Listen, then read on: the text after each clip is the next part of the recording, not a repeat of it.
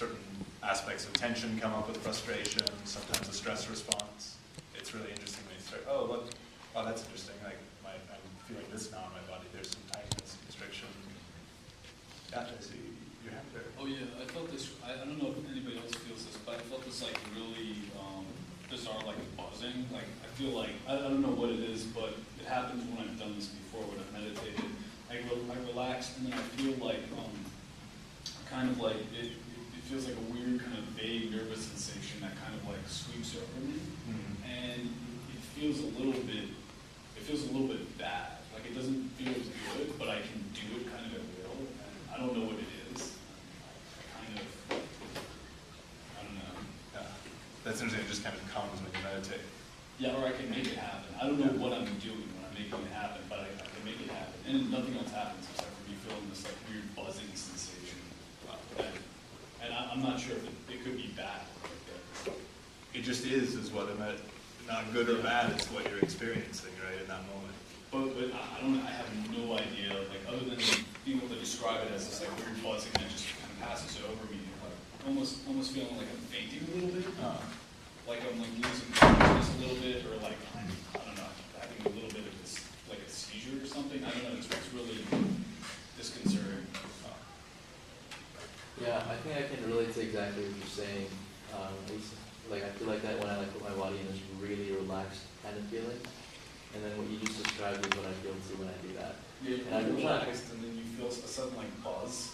Yeah, and I never could figure out what that means or what it is. Or Yeah, I mean, so here's the thing is, let me tell you, like, when you go into deep meditation, any type of sensation is possible. And a lot of the sensations can be, they don't feel so much like they're on a physical level, I mean, on a physical level, but they almost feel like energetic sensations, like you're talking about a buzzing. And those can become very intense. And again, when that sort of stuff happens, the instructions are always just observe it. Something is moving through you. And it's interesting because in my experience, I've had a lot of really intense physical reactions, times when I really thought I was going to pass out just sitting. And it's funny because after those sits, often something from my past will come up. And it's almost like, oh, it's like resolved something. But it's very difficult when you start having those intense sensations to remain just observed. And like you were saying, like, you start worrying about it. Is this something, that I should be worried about? Probably not, So it's like, can you just observe even when these intense sensations are happening without judging them one way or the other?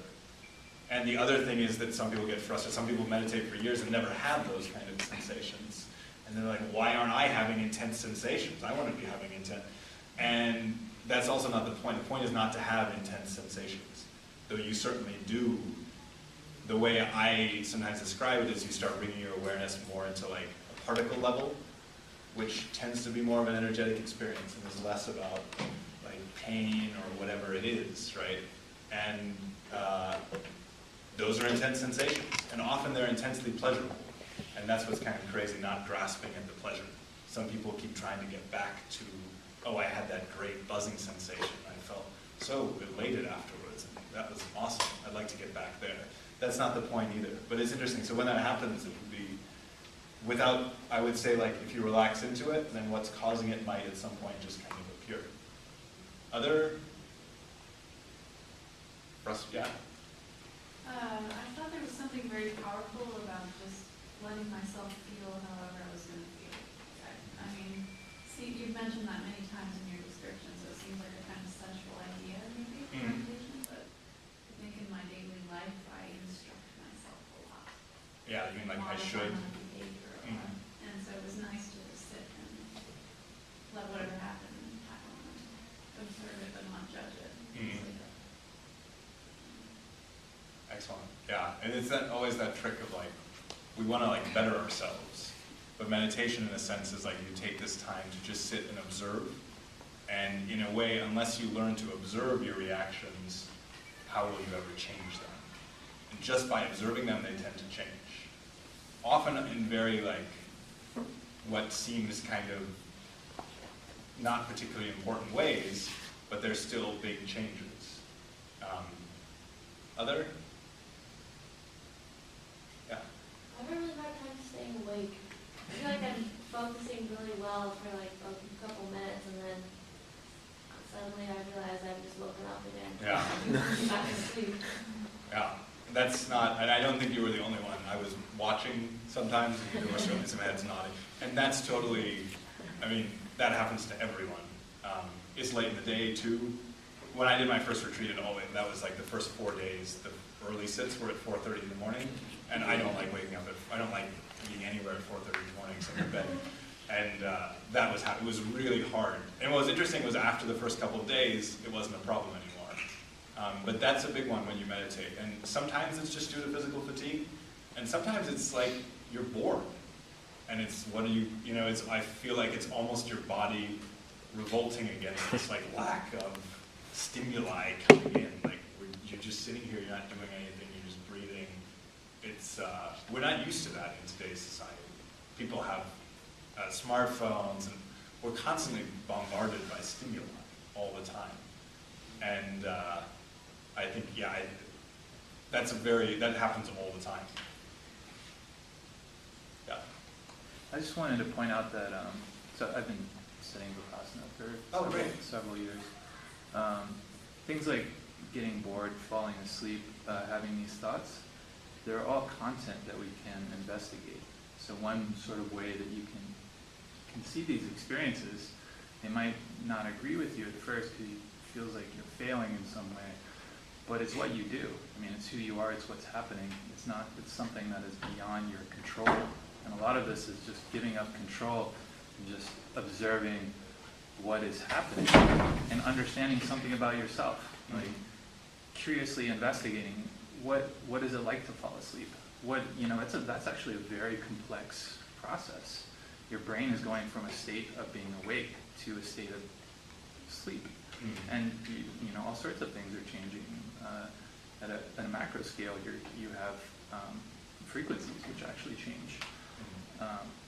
And so it's a phenomenon to investigate. And the more you can kind of dig into it, the more you understand about yourself, and that's extremely empowering. Mm-hmm. Yeah, that's the I in the Jack Kornfield, the RAIN acronym, and then the third one is investigate, which is, yeah, it's so powerful. Thank you.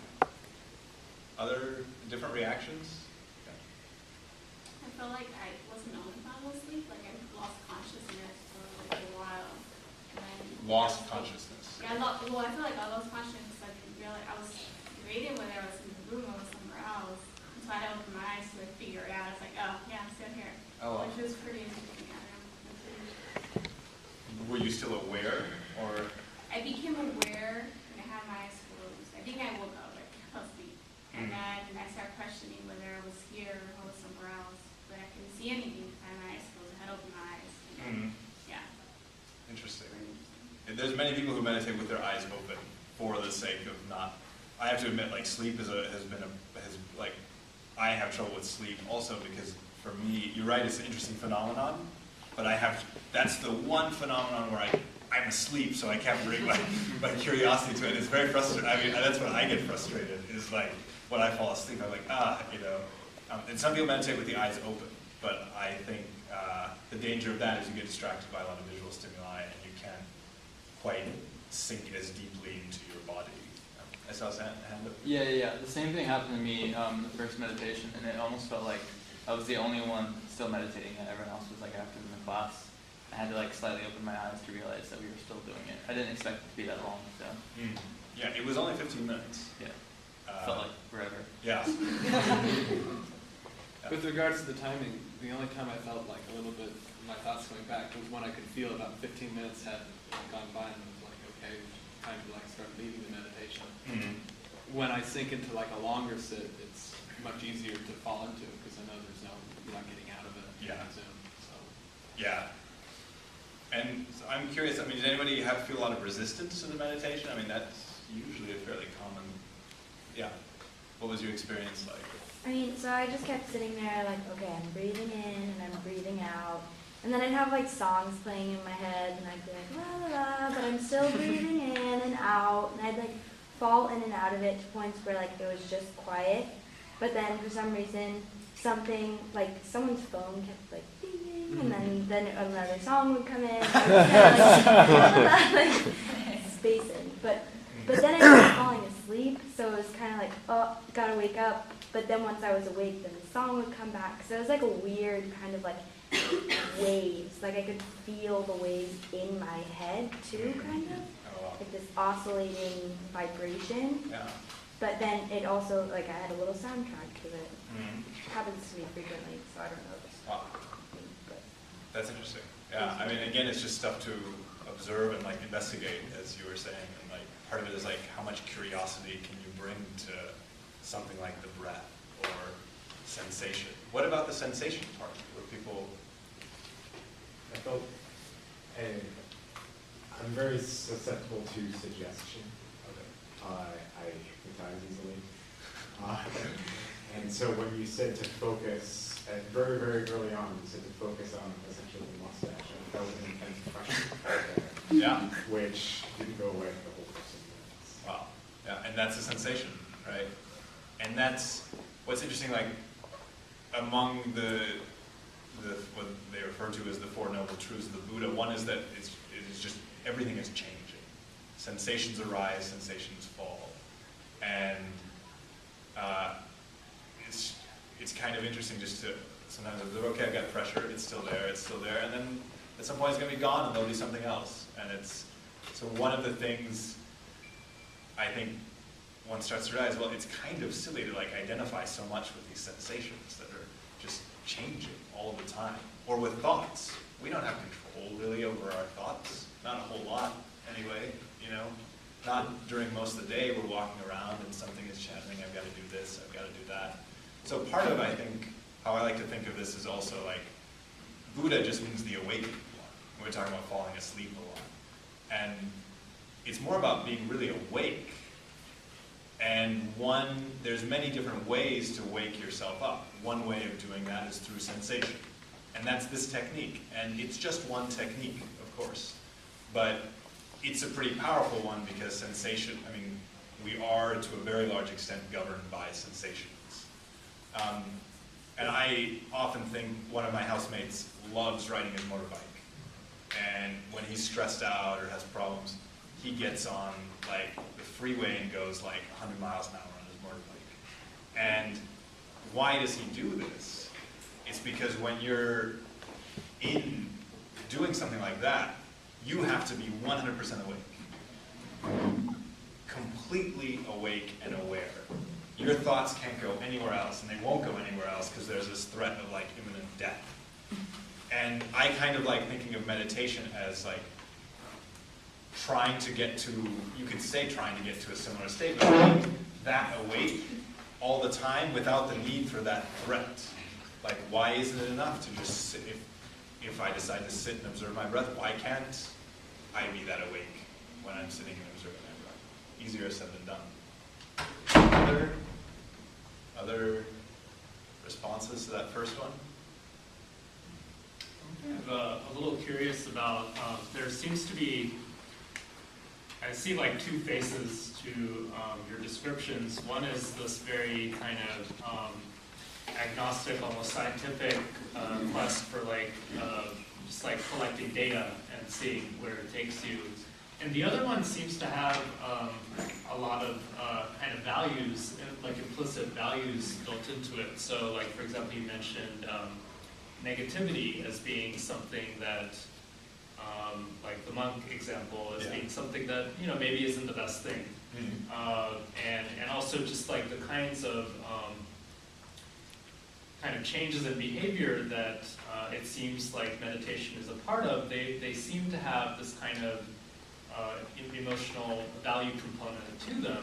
I'm kind of curious both like whether that should be questioned and also how that comes to be, like how much of it is like it happens to biological beings who sit for periods of time, that kind of change, and how much of it is the culture that Buddhism has brought to the table that has embedded people to buy into a certain cultural construction. Yeah, and that's, I mean, that's a really good question also. And part of me, I'm speaking from my personal experience, and it's very possible somebody else will have a very different experience of it. It seems certain things, there are certain values that seem to be there, certain concepts that are kind of in place.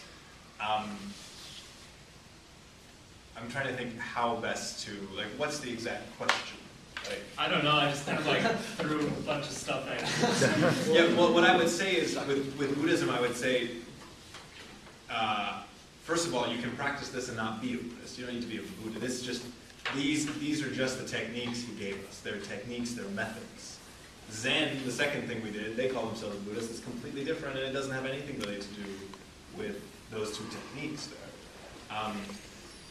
What I would say with that is that knowledge, one of the things that is in Buddhism is that knowledge that's not experiential, as in you don't actually experience it and live it, is certainly valued a lot less than simple intellectual knowledge. We all know we should be good people, we all know we shouldn't hurt people. We're all kind of like, I think all of us would agree, most of the time getting stressed out is not very helpful, right? From an evolutionary point of view, we have stress from when animals were chasing us and we were about to die. And now we get it because, you know, some professor is saying, hey, you've got to hand in this assignment tomorrow. What happens if you don't hand in the assignment? You're not going to die. Why do you have this really harmful bodily response when, evolutionarily speaking, there's not really a need for that in those situations? I kind of think of it as undoing some of that. The compassion thing and developing more compassion, which is absolutely in the culture and ethos of Buddhism, as it is in most religions. And it's questionable whether Buddhism can be considered a religion. But the compassion thing happened to me kind of organically out of the meditation. And what I kind of went in more for the technique and doing that and observing myself. And some of this other stuff emerged out of that. And it seems to emerge with a lot of people. I mean, a huge number of people, but it is certainly possible that it wouldn't with someone else. It's just kind of implicit. When you stop identifying with yourself, you stop seeing separation as much. So it's a bit difficult to describe, but it's... Yeah, I guess maybe to make it more concrete, like we had a guest last semester who talked about set and setting. So the fact that something like a psychedelic can be taken in many different directions. Like some people can become very like peace-loving, some people can become like murderous cannibals. Like it's something that one brings to the table along with the kind of act that one chooses to engage in. And I would say, like with meditation, in some ways it has some of the same dangers as psychedelics, specifically doing these long retreats where you are going very deep into yourself. And there's not really a guarantee of what parts of yourself you're going to open up. And let's face it, all of us have unpleasant parts to ourselves. And most of us have some kind of trauma from our childhood. I mean, trauma taken in a very broad sense. And so I do actually think, I've seen it do damage to people actually, but it's a very small minority. I guess I'm curious about the second meditation too, how that compared with the first one. It's a very different kind of beast. I just did the same thing. Like, same thing. Yeah, so I was already in that zone. I was like, yeah, it's not completely fair doing one right after the other because I actually caught myself observing my breath a lot because I was kind of in that. What, anyone else? Yeah. I was distracted by everything on the second one. I was paying attention to like everything over the sound or everything is outside. So I wasn't really, I didn't seem to agree, or I don't know if that's what's supposed to do. Yeah, I mean, it's just observing. There's not even really a supposed to with that one. Other, was it harder or? Yeah. I found it a lot more easy because I could just like be on autopilot and like just observe like my own dark energy that's going on in like the head. Like just basically like I would sit back and relax and just watch it all unfold. Yeah. Because the first one was like really hard for me to like try and focus on the breathing. Yeah. It was, I had part of that frustration, but also part of it was just like this not understanding how such an easy task could be so hard. And, you know, it's not a very hard instruction, you would think. You know, just focus on your breath, that's fine. I can do that, I think, but I can't. And so like, that was really hard to like get over the fact that it's such an easy task and I'm failing so miserably at it. And so the second one was so nice because that instruction just like it worked perfectly.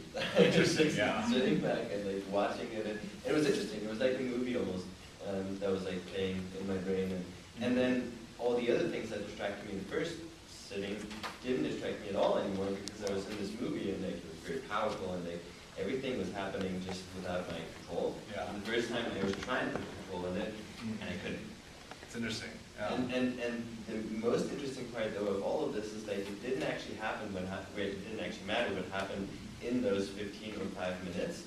The change before and after was change of like being sort of coming from a busy day and then realizing that it doesn't matter even what happened in this period where you close your eyes, afterwards is really powerful. So opening your eyes and realizing that, wow, you know, you feel relaxed just by having taken that time for yourself and not being chased around like a chicken without a head, and like, you know, that's how I feel many times in the day where it's just like, wow, you know, like things are just going nuts and like I don't even know how to cope with everything at once, and so like kind of sitting and just opening my eyes regardless of which meditation I did just felt so good.